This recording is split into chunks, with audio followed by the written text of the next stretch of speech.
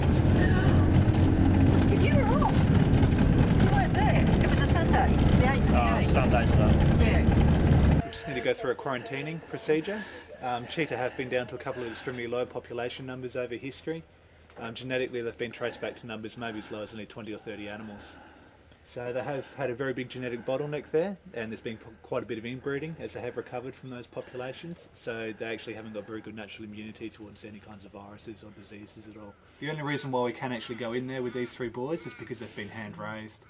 So they're actually part of a litter of 8 cubs that were born back in 2004. 8 is quite a large litter for cheetah. They normally average about 3 or 4 in each litter size. But the largest litter ever known is 9, so it's not unheard of to have a litter of that size, but it is up there pushing the limits a little bit. We had every confidence with our mum Lula that she would do a good job in raising them, because she raised a litter of 3 cubs the year before that perfectly well. So we knew she was a good mum, and we had every confidence in her that she would do a good job again, even though there were 8 little hungry mouths to feed. But what we didn't anticipate is that she would actually become quite sick. So what happened was, because there were so many cubs in that litter, there's obviously a lot of cleaning involved, having 8 individual births. A lot of licking during that cleaning process, and being a carnivore, cheetah actually have quite a coarse tongue. So Lula actually developed an abrasion on the base of her tail through that cleaning process. That then became infected, and that infection then spread into the bloodstream and into the milk as well. So not only was Lula very sick, but the cubs also became very sick as well. And cheetah actually have a couple of natural instincts that made it quite hard for us to see that there was anything wrong initially. One is that they're very timid animals and very prone to disturbance, especially when they do have young cubs. So we were quite careful in keeping our distance, making sure we didn't disturb them at all during that time. If we were to disturb Lula, she may either have abandoned the cubs or potentially harm them herself. So we were quite careful in keeping our distance there. Also, cheetah are very good at hiding their pain and pretending nothing's wrong. So if a cheetah shows that it's either sick or injured out in the wild, then they can be picked off quite easily by the other predators out there. So if they do pay any extra interest towards you that we don't want them to do, we'll tell them quite firmly no. That usually gets their attention, they stop doing what they're doing. If not, Colin's got a little water squirter with him here just to give them a squirt in the face. Does that work? It works on us. It doesn't work on my daughter's domestic cat, I tell you. She loves it. He didn't tell you he actually squirts us, not the cat. Yeah, so yeah, better behave yourselves in there. But yeah, so if they don't respond to the first no, most of the time they do, but if not, Colin will give them a squirt in the face there just to get their attention. They can become fixated on things from time to time, so a squirt in the face is going to wake them up, reinforcing that no, but yeah, we haven't had to use that very often. Thank you. How many of these tours do you do a week now? 3 of these types of tours, and then once more a week we can do our Keep of the Day tours. Oh, yeah. There you go, coming down already. Oh, nice bit of sunshine. So you yeah, guys that's bring this? similar to this kind of tour, but yeah, a little bit shorter, a little bit different. As I said, I came a couple of weekends ago, brought my brother and his 2 boys. And, Hey boys! he couldn't see them for love nor money. They couldn't see them, and the driver couldn't see them, and the guide couldn't see them. And all of a sudden, I just turned around, and there they were, and they were all looking at us. Yeah. Nobody could see them. Yeah, now they do blend in quite well. So. My brother was amazed at how well they blended in. Totsi, here! If you'd like to actually come up towards the logs over here, just get the sun kind of behind a little bit so we can have some fun. That's the Kiza. That's scary. Oh, you're beautiful. One halfway and one still up. Well, they're quite large. Mr. Cooser, as usual, is first down. That's the Kiza. Good. Good. Oh. Oh, wow. Okay, Skakiza, sit. Good. Oh, wow. Is that a sound of contentment? Yeah, definitely when he's purring like that. So, alright, Skakiza, down. Good. Oh, he's beautiful. No scary. Oh, that's a Okay, Skakiza. fairly loud. Good. Yeah, it is, isn't it? Yeah, it is very loud. So Scary just here's got the loudest purr of any of them. So, good as Scary. And he's got a bit of a mane. Yep, that's called that mantle. Okay. So yeah, I'll say a bit more about that Yeah. a little bit later on as well. Okay. Oh, Scary, open. that better be a good sound. Turbo burr, this one. So I think Topsy's still being. No, he's up. Oh, he's decided to top, is he? Okay. You've got Totsy as a cat and Totsy as a chimp. Yeah. So yeah, that name actually means rascal. So Oh, there's a okay. bit of a reason behind No, I that. thought it was thug. We got the third one. So, The other one coming. Yeah, he's coming down. Hello. okay, good as scary. Tots. Good. Okay. Good Skakusa. Thank you. Alrighty. I'll just change try to over. reposition these boys before we bring somebody else in. Okay. Tots here. Good.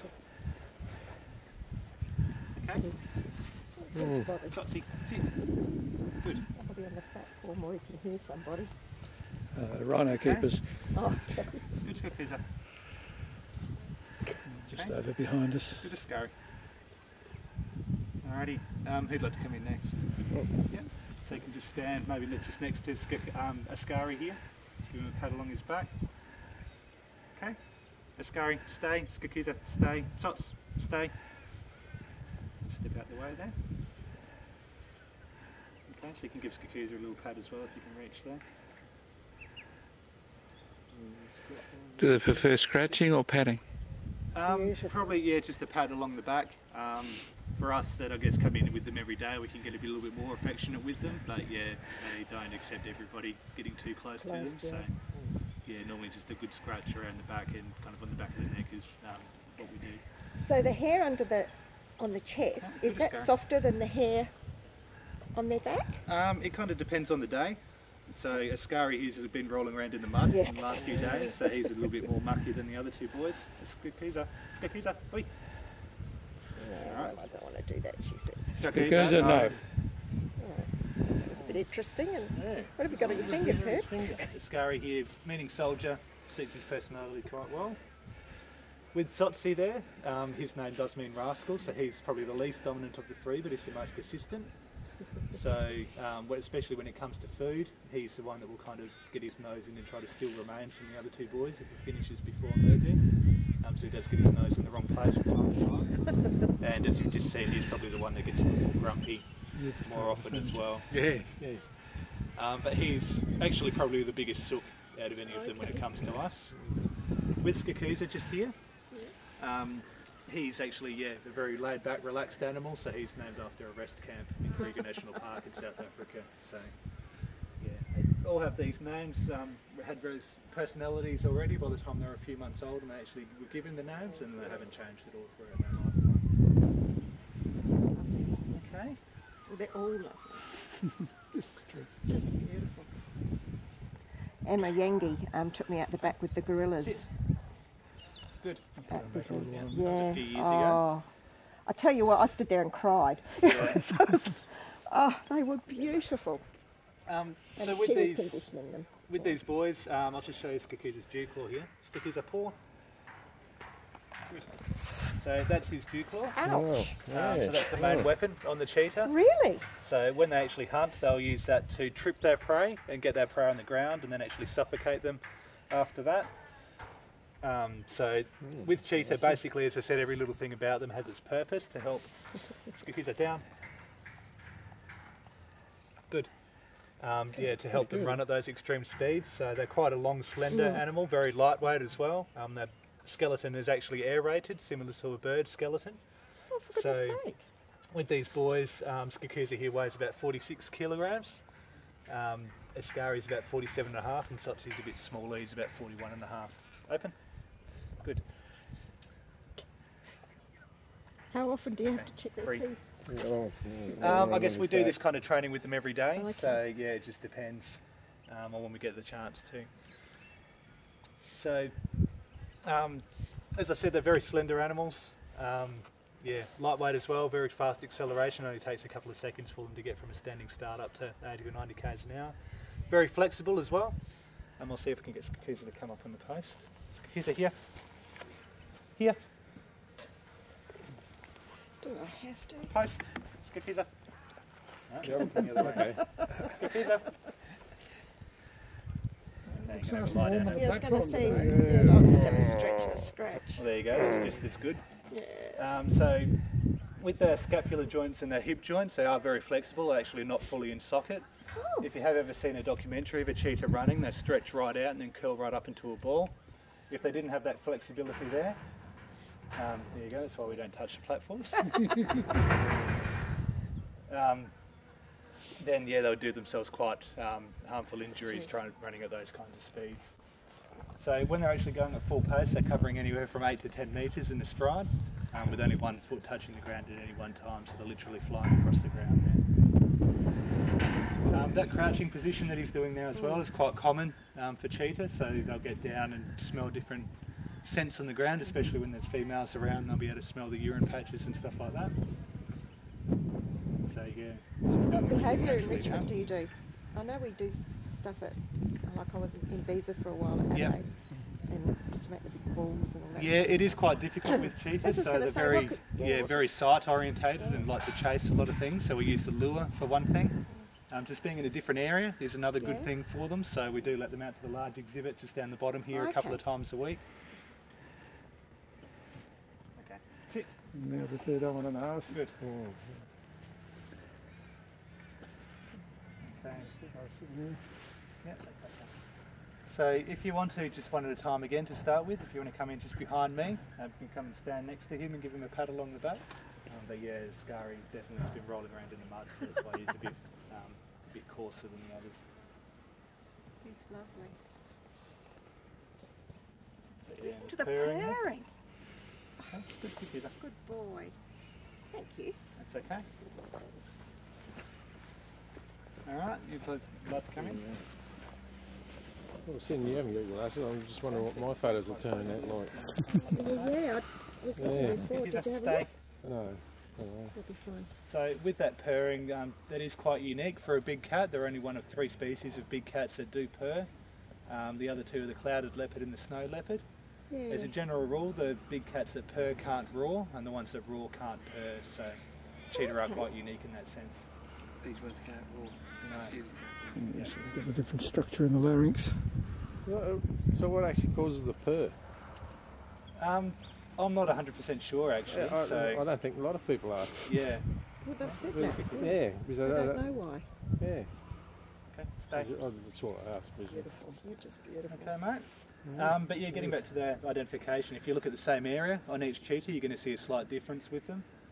So I'll point out once all 3 are here. But with Skakusa, the easiest way to tell him apart is that lack of a mantle there. The easiest area to look on any cheetah is the tip of their tail. So you can see with Skakusa here, just at the tip of his tail, he's got quite a big white tip. Yep. Quite 2 big brown yeah. lines there and the white ring around the middle. With Sotsi, when he comes over, he's basically got an all brown tail with only a few little white specks around the place. Okay. And Ascari is kind of halfway in between. He's got a small white tip and then quite consistent dark and white rings there. So they are only subtle differences. You kind of need to know what to look for. Yeah. But yeah, there's 2 or 3 differences between these boys that make them quite easy to tell them apart. What a job. If you're doing research on wild cheetah, you'd have photos of each of their tail Each tips. Yeah. Doing 72. Oh, okay. But Right, let's go. You go. So you know when Look at that. Barbara Jessup and Karen. Okay. Yep. So something we do with these boys as well every time we give them some food is just give them a good pat. So we always have this association with them. We obviously don't do anything silly like try to take their food away, but just get in there when we first give them their food, so they don't get aggressive towards us or defensive when there is food around. And it is a great time just to easily scruff their neck and give that a good poke. So when it comes to vaccination time, we can do it without them even noticing. Hey, Scary. So you may be able to see, definitely with their mantle here, you can see with Sotsi and Ascari, they've still got quite a good tuft of hair there, where Skakusa's lost most of his.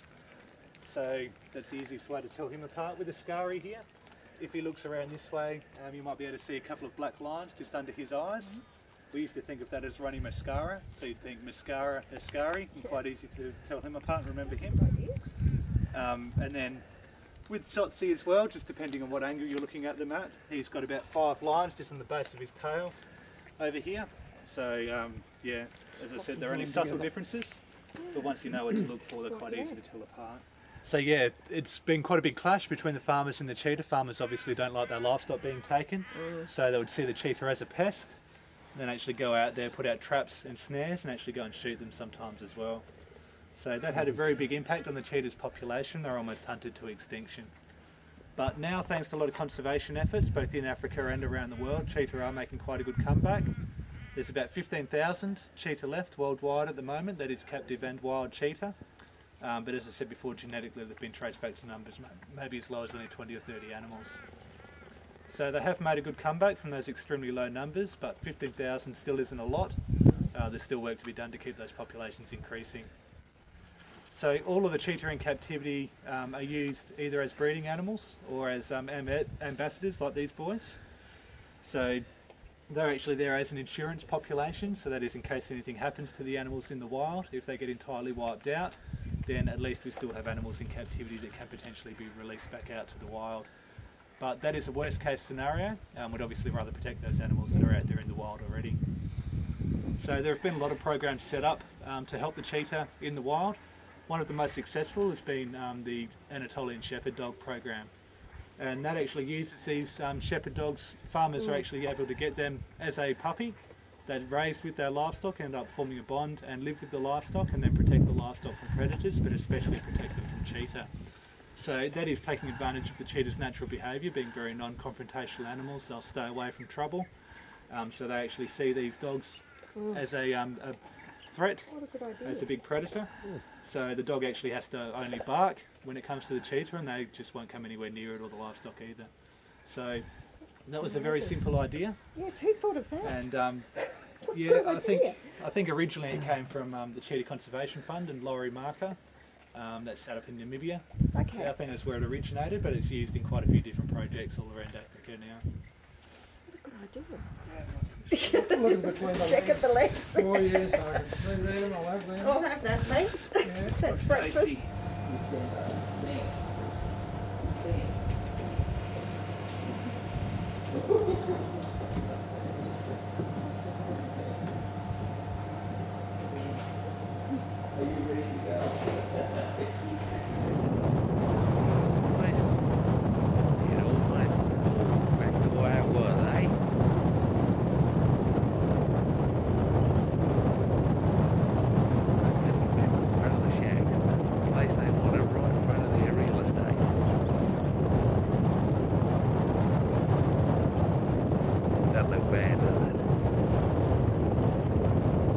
I'd take a picture of that. You gonna take a picture of that? Take a picture of that. As you know, we've come to the end of the video here. And what we always do, old Jack likes to see what I'm eating. There we go, Jack. The normal fare, mate. We've got cut up ham, steak. We've got potato. And we found some Brussels sprouts, so we got that there. I might actually relent and put an egg in that, alright? It's going to come up good. Got the heater going again, Dave. Got all comforts of home here. Look, bedroom. Look, kitchen. Look, lounge room. Anyway, come to the end of the video. And wasn't exactly all that much, really, was it? If you break it all down into little bits, all the little bits wouldn't mount to a hill of beans. So anyway, I hope you like it anyway. And we'll catch you next time. Bye-bye. I'm done.